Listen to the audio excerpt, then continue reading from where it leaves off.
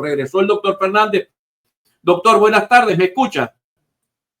Pero yo no me he ido nunca, yo he estado siempre aquí esperando. Igual, yo no lo y además, escuchas tú, Evelyn. Quiero decirte, Juan ¿Tú Carlos, lo escuchas? Haz una entrevista, por favor, entonces, porque yo no puedo escucharlo acá. Adelante. ¿Me oyes o no me oyes? Lastimosamente, mis queridos amigos. Bueno. Estamos escuchando al doctor. Doctor, hable para ver si Juan Carlos lo vuelve a escuchar, porque yo lo estoy escuchando. Yo lo estoy escuchando también. Tengo, por cierto, rato largo oyendo a Juan Carlos Fernández y me parece que ha dicho una cantidad de cosas muy buenas. Casi que es inútil y ocioso que me entreviste a mí porque ya él ha dicho todo lo que yo pienso. Comparto plenamente todo lo que te he escuchado, Juan Carlos.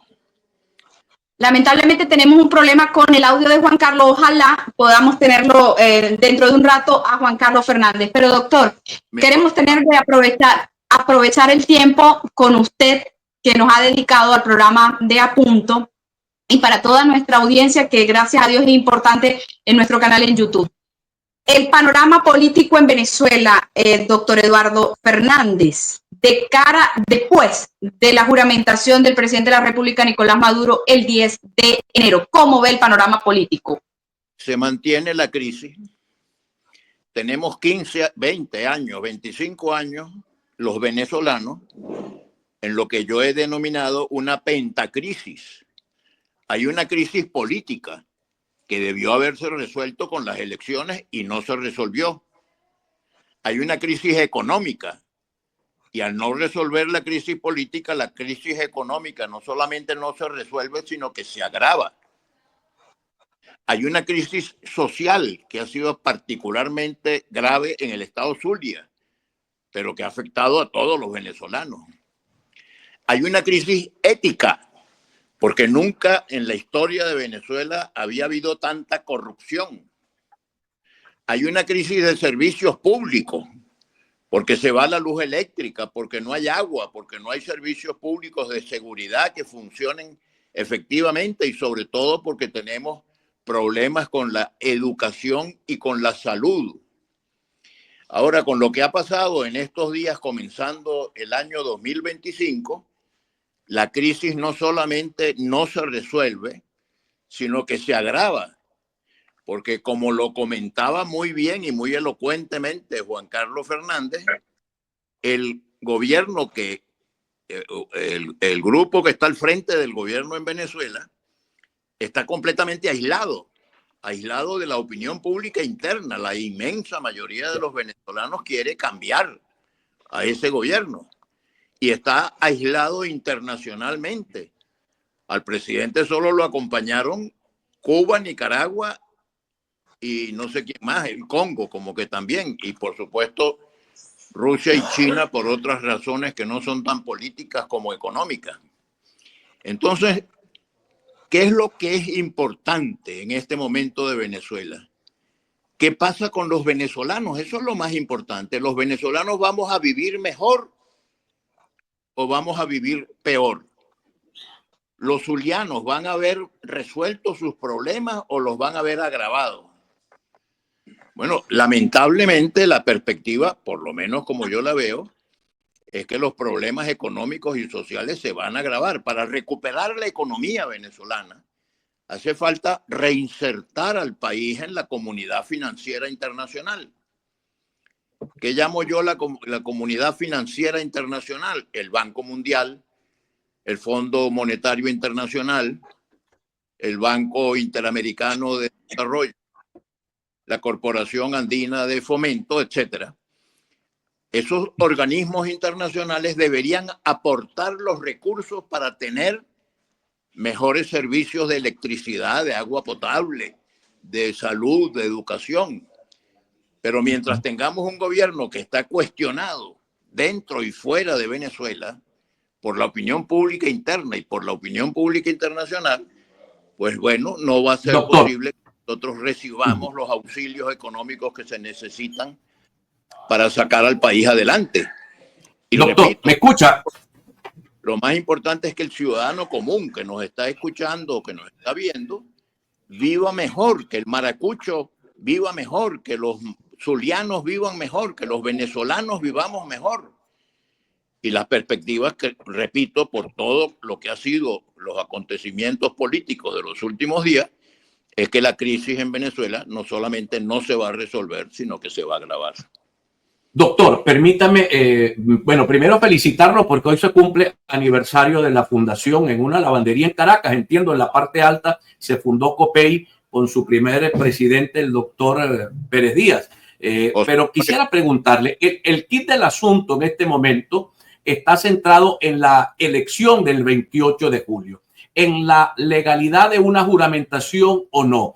Y parece ser, por lo menos en las primeras de cambio, muestra que María Corina y Edmundo González parece que se hubiesen quedado sin una jugada hacia adelante, porque todo el mundo presumía que con una votación tan elevada a favor de uno de los candidatos, el otro candidato no tenía más remedio que aceptar el resultado. Entonces hay una especie en este momento de situación muy grave y algunos por allá, por los lados del vecindario, comienzan a sonar tambores de guerra en un país que no quiere guerra, obviamente, pero tampoco quiere pasar la página del 28 de julio. Lo escuchamos, doctor. Efectivamente, mira, yo creo que lo que hay que hacer es muy sencillo. Respetar todos, la letra y el espíritu de la Constitución Nacional. Y la Constitución Nacional establece clarísimamente que la soberanía reside en el pueblo intransferiblemente, es decir, el pueblo la ejerce a través del voto. Hubo una noticia muy buena, que es que la oposición no cometió el error que había cometido en el pasado de llamar a la abstención. Seguramente el gobierno estaba calculando que la oposición se abstendría en las elecciones, porque el gobierno sabía que lo más probable es que la candidata presidencial de la oposición iba a ser María Corina Machado. Entonces el gobierno incurrió en un acto arbitrario, ilegal, inconstitucional, que es el de inhabilitar a la señora Machado para que pudiera ser candidata presidencial. Y supuso el gobierno que cuando le dijera a la señora Machado que ella no podía ser candidata, la señora Machado llamaría a la abstención. Afortunadamente, la señora Machado no cayó en esta provocación y mantuvo el compromiso de respetar la ruta electoral. Y la ruta electoral puso en evidencia que la mayoría del país quiere un cambio. Después de 25 años del mismo gobierno, la gente quiere un cambio y quiere un cambio para mejorar, para progresar, para avanzar institucionalmente, económicamente, socialmente, éticamente, los servicios públicos, etc. Ahora, ¿qué es lo que tenemos que hacer? Defender la Constitución. Y defender la Constitución con toda claridad, con toda firmeza, con toda seriedad, y no estar asumiendo políticas que no contribuyen al éxito de la tarea, de la misión de la defensa del orden constitucional. Yo estoy presidiendo un centro de estudios políticos llamado IFEDEC, y lo que nosotros predicamos aquí es, en primer lugar, la no violencia. No creemos que la solución de los problemas de Venezuela sea por la ruta de la violencia, porque eso, lejos de resolver los problemas, los agrava. Es la ruta civilizada, electoral, democrática, constitucional de las elecciones. Y debemos seguir insistiendo en el respeto a las normas constitucionales. Ahora, doctor, el tema es, si usted tuviese a la cabeza de la oposición, como está en este momento María Corina Machado, ¿cuál sería su recomendación? Porque, por ejemplo, el canciller de España ha dicho hoy, hay que abrir diálogos en Venezuela, tienen que ir por la vía del diálogo y la solución política al problema. El presidente de Colombia habla más o menos en el mismo tono y pide la repetición de las elecciones en Venezuela para subsanar el problema, sin sanciones por un lado y sin inhabilitaciones por el otro. ¿Cuál sería la ruta que plantearía Eduardo Fernández? Toda la vida he sido partidario del diálogo. La política es diálogo. Lo civilizado es dialogar, no mentarse la madre, no caerse a cañonazo, Lo importante es colocar el interés de la gente, el interés de la nación por encima de los intereses personales o de los intereses políticos. Comprendo que es difícil promover y insistir en una política de diálogo, pero creo que es la única solución. Y la política de diálogo además ha sido asumida también por los voceros más calificados de la oposición. Tanto María Corina Machado como Edmundo González han hablado de su disposición a dialogar. Bueno, pues mira, el diálogo es orientado a cumplir la Constitución. No puede haber otra cosa. No puede haber un diálogo para ver cómo hacemos para violar la Constitución, pero nos quedamos callados frente a la violación de la Constitución. No, el diálogo es para hacer realidad, llevar en la práctica la voluntad de la mayoría de los venezolanos, porque eso es el ejercicio, la expresión de la soberanía popular, y es lo que manda la Constitución. Doctor, le dejo esta pregunta al aire, voy a darle un pase a mi compañera Evelyn Castro, pero ¿qué hacer cuando el otro lado no quiere dialogar? Cuando el otro lado no se quiere sentar, cuando el otro lado dice, el poder es mío, todas las instituciones me apoyan, por lo tanto, soy el legítimo gobernante de Venezuela. Bueno, nos ha dejado de perla porque estábamos hablando con el vicepresidente, me estaba hablando del vicepresidente de Unión y Progreso y ahora paso con el presidente de Unión y Progreso. Yo le decía a usted, y si la otra parte no quiere conversar, usted se iría camino a Miraflores y se pararía en la puerta a tocar el timbre y decir, mira, vengo a conversar contigo, no me cierres la puerta en la cara. ¿Qué haría usted, doctor? Hacer todo lo posible porque entiendan que hay que dialogar. Yo pertenezco, en primer lugar quiero decir que así como he estado muy de acuerdo con todo lo que dijo Juan Carlos antes de que entabláramos este diálogo en este programa de hoy, estoy totalmente de acuerdo con lo que dice Rafael Simón Jiménez. Nunca se acaba el momento para el diálogo. En cualquier circunstancia hay que hacer prevalecer una conducta de diálogo porque la alternativa es caernos a tiros. A mí no me gustan los tiros aunque yo tenga las armas, pero menos me gusta cuando yo no tengo armas. A mí no me queda sino la palabra, el pensamiento, los artículos, la participación en programas de opinión, como este, por ejemplo, y debo agradecer la invitación que me han hecho. Pero insistir con ocasión y sin ella, como decía San Pablo, hay que insistir con ocasión y sin ella en que es la suerte de los ciudadanos venezolanos, es la suerte de cada persona en Venezuela que está viviendo cada día peor, y que debería motivar al liderazgo político tanto del gobierno como de la oposición a encontrar mecanismos que permitan mejorar la calidad de vida de los venezolanos. Somos el país con el peor salario mínimo que hay en todo el hemisferio. Es increíble que un país con los recursos y con las reservas petroleras que tenemos y con la potencialidad de desarrollo económico de muchas cosas que podemos hacer en Venezuela, estemos sufriendo los niveles de pobreza que estamos sufriendo, de hambre, de desnutrición, de emigración de venezolanos que se van desesperados porque el país no les ofrece ninguna oportunidad. Y al liderazgo político fortifica esa situación. Tiene que tomar en cuenta el liderazgo político, sobre todo los señores del gobierno, que se están metiendo en un callejón sin salida y que el que paga la factura es el venezolano común, somos los ciudadanos. Usted tenía, doctor Eduardo Fernández, en algún momento, según observábamos en los programas de televisión y en algunas noticias, que usted tenía algún acceso a Hugo Chávez. Hugo Chávez tenía algún acceso a ustedes se hablaban. Chávez no hablaba mal de usted. Chávez decía que usted era un hombre de diálogo.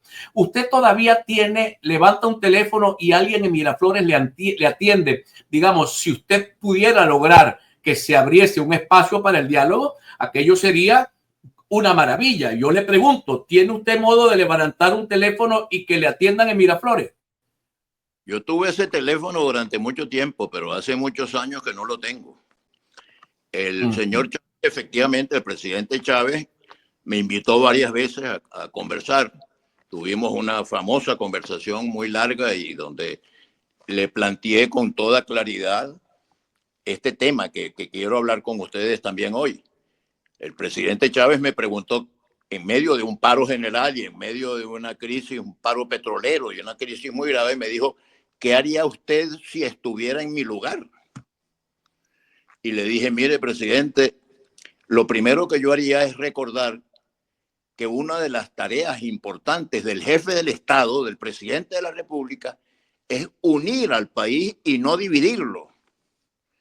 No es posible que desde la presidencia de la República se promueva un discurso que divida a la familia venezolana, que fracture el sentimiento de unidad de los venezolanos.